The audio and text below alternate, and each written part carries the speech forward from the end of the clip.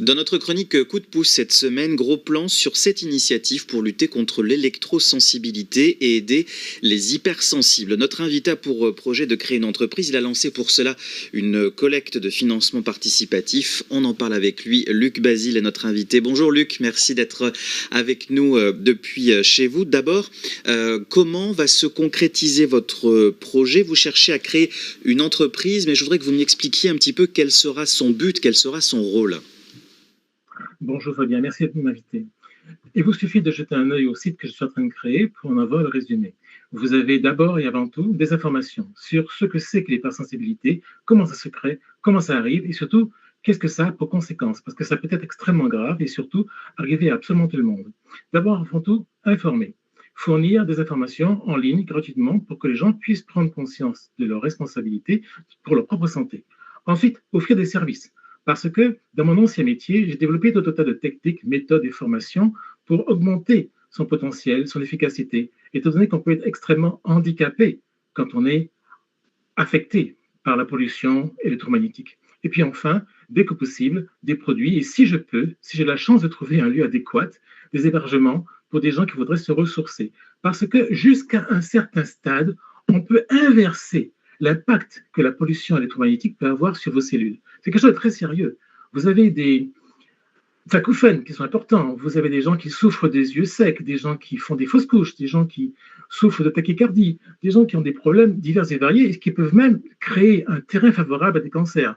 Donc, ce qui est important, c'est de se prendre en charge. C'est pour cela que j'ai créé ce site, tout simplement. C'est aussi un exercice pour moi de créativité et de concentration. Et ça fait partie des défis que je me suis imposé pour inverser les choses. Parce qu'il m'est arrivé évidemment un moment où j'ai dit, ça suffit, il faut que je prenne ma vie en main, ça va beaucoup trop loin, je vais me retrouver perdu quelque part en forêt parce que je ne peux plus rien supporter de la vie normale. Et donc j'ai créé ce site, ce projet et cette entreprise. Donc 3-4 aspects, informer, fournir des services évidemment de coaching et puis des produits d'explorer, voire de l'hébergement. Comment est-ce que ça se traduit au quotidien pour vous, Luc, cette électrosensibilité? Quelles sont les contraintes auxquelles vous êtes confronté? Je vous donne un exemple très simple. L'an dernier, comme tout le monde, j'ai des obligations et j'ai des formalités à faire dans une communauté de communes et je prends rendez-vous avec un agent administratif et au bout de quelques minutes, je suis reçu et je fais mes formalités. Au bout de 10 minutes, un quart d'heure, j'ai des acouphènes terribles, des maux de tête terribles, les poumons qui se bloquent, la respiration qui est gênée et une envie de vomir. En même temps, la moitié du corps se met à brûler terriblement comme si j'étais dans un micro-ondes. Et là, tout ce que j'ai à faire, c'est dire à l'agent, mais il y a du Wi-Fi partout dans votre building? Il me répond, je ne sais pas. J'ai terminé mes opérations en 30 secondes et je suis parti.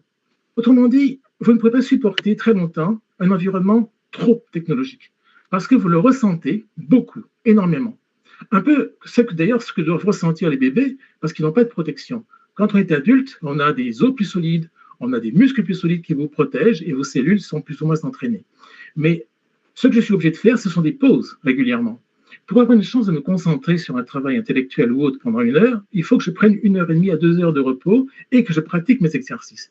Il faut que vous sachiez qu'il y a quelques mois, avant que je disais ça suffit, j'étais un peu une sorte de bouchon de neige qui dépendait des flots et des circonstances et je devais régulièrement faire des grandes promenades pour me promener, me détendre, me décharger.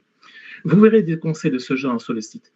Aujourd'hui, j'ai décidé de prendre les choses en main, de créer évidemment ce projet créatif qui, bon, est pour la motivation, mettre en place une discipline très très régulière pour me réguler, me reposer et me recentrer parce que tout est perturbé. Le sommeil est perturbé. Vous ne dormez plus, vous ne vous reposez plus, vous mangez mal, vous digérez mal, vous voyez mal. Et puis surtout, vous vous rendez compte, de plus en plus jeune, on perd la mémoire, on perd la maîtrise de sa vie, on fait des bêtises, c'est inacceptable. Et les gens ne sachant pas, ne comprennent pas. Donc, c'est une vie exigeante, attentive, mais il faut être responsable et faire différentes choses, que j'explique d'ailleurs. Merci beaucoup Luc d'avoir été avec nous. Je rappelle que la campagne de financement participatif a duré 2 mois, pendant les mois de mars et avril. Le site internet va s'afficher pour évidemment toutes les infos sur cette collecte de financement participatif pour créer votre entreprise comme c'est votre projet. Merci Luc Basile d'avoir été notre invité dans cette chronique Coup de pouce à retrouver en replay sur telenantes.fr.